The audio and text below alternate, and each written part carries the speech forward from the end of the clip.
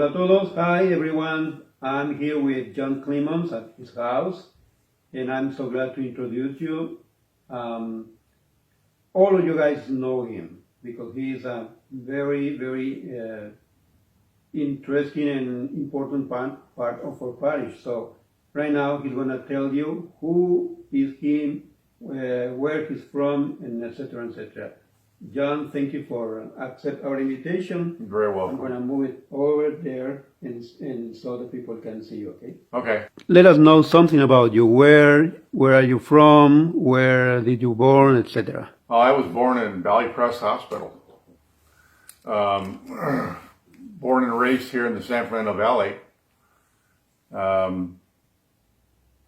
Went to school here in the San Fernando Valley, obviously. Before I started my 10th year in high school, my late father decided that he was fed up with the public school system and yanked me out and put me into Faith Baptist schools. That was a shock. I suppose. I spent a fair amount of time in the principal's office sitting there thinking, what did I say? What did I do? So that was interesting. Have you been in another state instead of California? No. I was all the time in California. All the time in California, yeah. That's good. That's good. I mean, we're 5 minutes away from my childhood home. Okay. And let us know something about your family, about Maureen and your... I met Maureen in 1980. I met Maureen in about 84. We got married at St. Nicholas. Okay. In September of 87. We've got 2 kids, boy and a girl. Elizabeth is a recently minted veterinarian living with her husband, Andrew, in Duluth, Minnesota. Oh, so far. Yeah. Do you have grandsons? Actually, not yet, but she told her mom that the minute she finished veterinary school, any birth control was going out the window.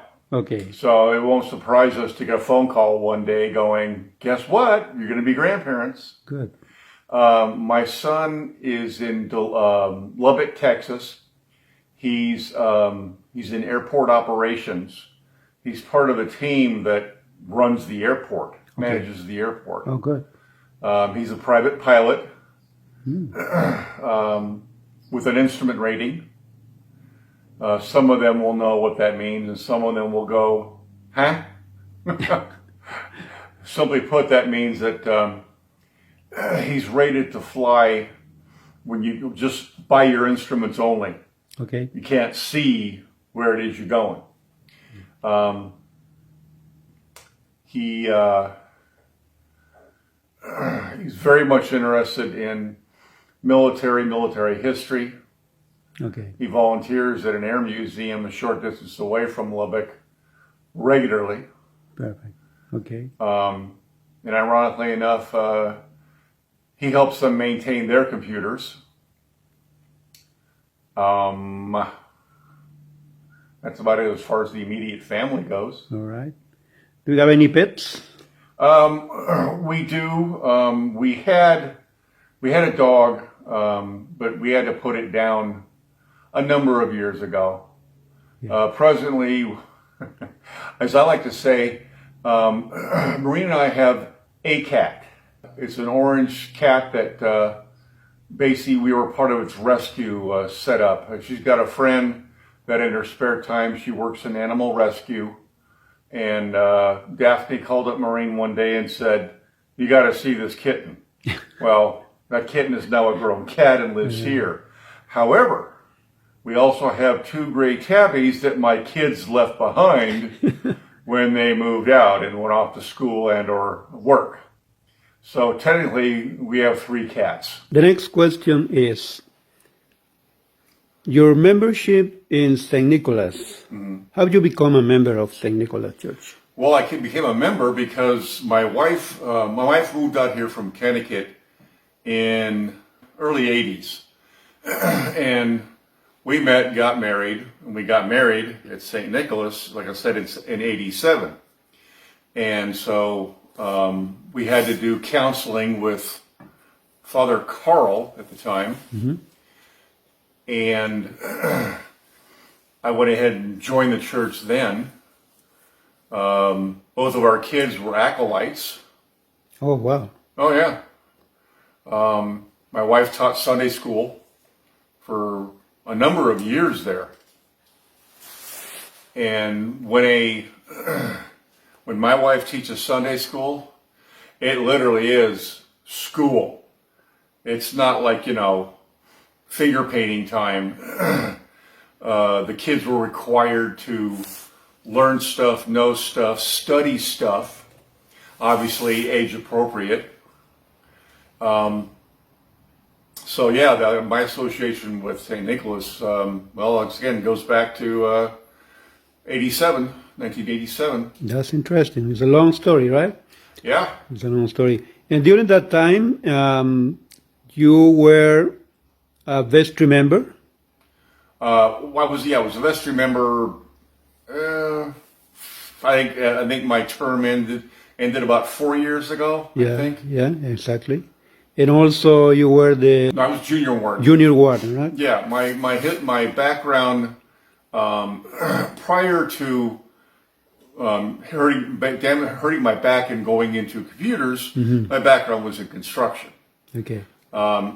So, getting stuff fixed at the church was pretty straightforward and easy. If it was something I was not able to do or didn't know how to do, then I would find the right person at the right price for the job. Okay. I know it's hard to you to talk about this, but I want you to talk about your situation like a couple years ago, right? Yeah, September 25th, 2018. This part, I'm just going on what I was told because I got no memory of it. I'm sitting on the edge of the bed, putting on shoes and socks. My wife hears me call out, "Maureen, extreme chest pain." As you can see, our house isn't that big. She grabbed some baby aspirin from the kitchen, ran into the bedroom, and my chin was basically on my chest. I was passed out. She called 911. They had her lay me down on the bed. Paramedics took me to Northwich Hospital. She called Father Cooper and said, "You need to get here now." Father Cooper anointed me, gave me last rites. How many people do you know that were given last rites and didn't need them? They did 7 hours of surgery. They replaced, I suffered what was called an aortic dissection. And I'll explain that a little bit briefly in a moment, because if you're like me, you heard that term and went, huh? They replaced the aorta. They replaced the valve with a bovine cow valve on the top of the heart that the aorta attaches to. They had to throw in a pacemaker because obviously some damage occurred to my heart, I have to assume, because it won't beat on its own at all. It's 100% pacemaker or I'm dead. And I mean, literally, as Father Cooper's running down the hall alongside the gurney as they're taking me into surgery prep, the surgeon looked at my wife and said something to the effect of, "Your husband's very sick. I can't promise anything." He said that because aortic dissection has, at best, based on what I've researched and found out, at best a 20% survival rate. Wow. When I first started looking, I saw a 90% fatality rate. Did a little more snooping around, so I guess it depends on who you talk to. So I'll go with the better number from my standpoint. So now that of course doesn't. Oh, by the way, aortic dissection. Your aorta is made up of multiple layers. Well, my layers started to delaminate like a sheet of wet plywood. Not so hard. Yeah. Again, I got no memory of all this. My memory of the first at least 2 weeks, maybe more in the hospital. I just learned just recently that probably in that first 2 weeks, I saw cats in the hospital. Oh, really? That's what they tell me, I said. Anyway, now to explain the legs. Yeah. Can they see the legs in the shot? You want it? Okay. Well, I don't care. I mean, everybody there knows that they amputated both my legs below the knee. Yeah. And they did that because they had to do that because when the aorta dissected, it released what they called a plaque storm. Now, those of us that are old enough remember way back in the day, plaque in your arteries was a bad thing. Well, the plaque travels to your extremities, your hands, your feet, your ears, and it plugs plugs the capillaries in your extremities. So, within 2 or 3 days, I looked down at my feet and realized, oh, this ain't good. And basically, my feet started to turn black, starting with the toes. Yeah. They thought they could save the left one. They were obviously wrong. And so October 19th of 2018, November 2nd, 2018 is when they did the amputations. Okay. And now? Well, those are my prosthetics that I just to try and walk in those things. I had a PT session yesterday, as a matter of fact, physical therapy, and got up on those things and took a few steps. The guy, for the first time ever, the PT physical therapist actually had me stand in those things, granted for probably less than 10 seconds, not holding on to anything. And that's saying something because there are these parallel bars that I hold on to. And trust me, everything prior to that, I always had a death grip on those parallel bars. Okay. From the time I know you, I'm in St. Nicholas Church from 10 years ago, and from the time I know you, I always think you are a very, very strong man, very active. I suppose your faith were a kind of support in this situation. God, yes. Oh, God, yeah. I mean, people, I quit doing it, I think, after about a month, because you'll see why in a second. People would say, how you doing? I look at them and go, not dead. Because the odds were not in my favor. That's a good answer, yeah, sure. And I commented to a couple people at St. Nicholas, including Father Cooper, that, why the good Lord decided to keep me around is a mystery for the ages. Yeah.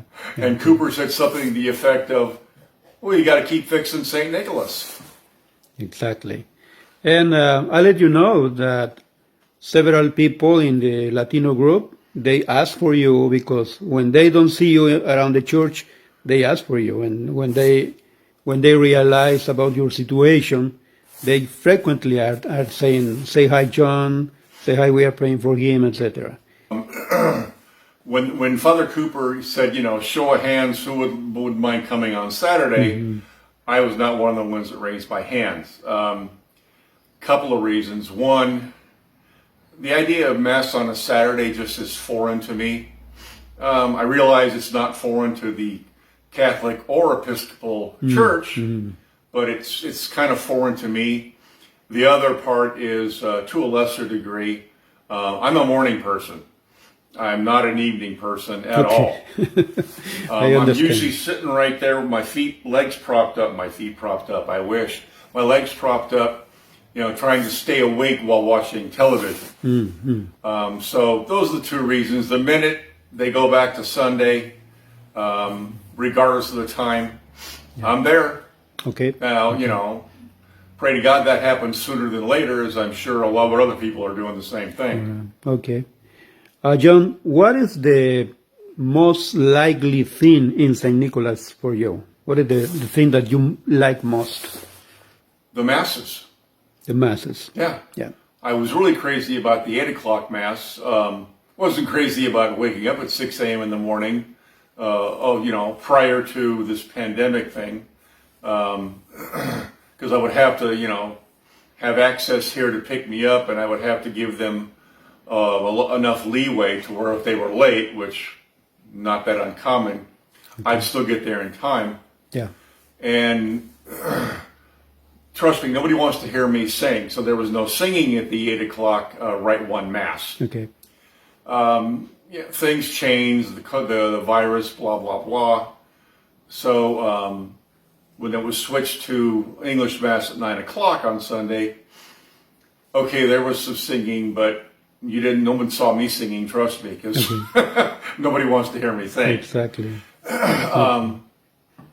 And I was talking to Father Cooper, a few days ago, and I guess they're talking about in the vestry meetings, when and if to go back with the English Mass in the church, and what time that Mass will be.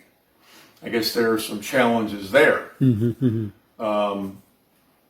The hour of 10:30 was mentioned, and I said, I'm in. Okay. I actually told him, I said, I would like 10:30. Sure, of course. And now that you have more time than the times before, what are your favorite entertainment?